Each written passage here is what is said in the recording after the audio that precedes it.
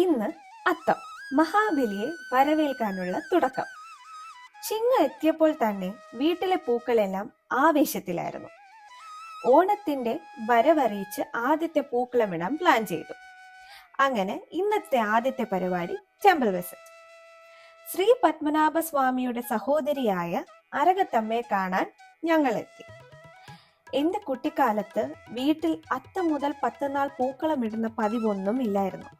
അതുകൊണ്ട് തന്നെ എൻ്റെ ഓണം എന്ന് പറയുന്നത് സ്കൂളിലെയും കോളേജിലെയും ഒക്കെ സെലിബ്രേഷൻസും വീട്ടിലെ തിരുവോണ സദ്യയും ഓണപരീക്ഷയും മിനി സ്ക്രീനിൽ ആദ്യമായി TV-യിൽ എത്തുന്ന ബ്ലോക്ക് ബസ്റ്റർ ചലച്ചിത്രങ്ങളും ഒക്കെയായിരുന്നു. അതുകൊണ്ട് എൻ്റെ ഒരു ആഗ്രഹമാണ് ഏതാഘോഷമായാലും നാരായണി അത് എൻജോയ് ചെയ്ത് അറിഞ്ഞു തന്നെ വളരണമെന്നുള്ളത്. അതുകൊണ്ടാണ് ഞങ്ങൾ ഇത്തവണ 10 ദിവസവും അത്തമിടാം എന്ന് തീരുമാനിച്ചത്. 10 ദിവസം അത്തമിടുമ്പോൾ അതിനൊരൊത്ത ആംബിയൻസ് വേണമല്ലോ. അങ്ങനെ ഞങ്ങൾക്ക് പറ്റാവുന്ന രീതിയിൽ ഉള്ള സ്ഥലത്ത് വൈബ് സെറ്റാക്കി. ആദ്യ ദിവസം മഞ്ഞപ്പൂക്കൾക്കാണല്ലോ പ്രാധാന്യം.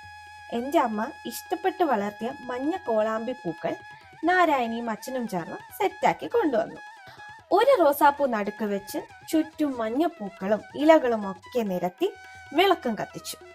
എൻ്റെ ജീവിതത്തിൽ ആദ്യമായി അത്തം നാളിൽ അത്തപ്പൂക്കളം ഇട്ടു. അതും നാരായണി കാരണം. ചില കാര്യങ്ങൾ അങ്ങനെയാണല്ലോ, നമ്മൾ കാണാത്തതും ചെയ്യാത്തതും അറിയാത്തതും നമ്മുടെ മക്കളിലൂടെ അല്ലെങ്കിൽ അവർ കാരണം നമ്മളിലേക്ക് എത്തിച്ചേരുക തന്നെ ചെയ്യും. Thanks to Narayani.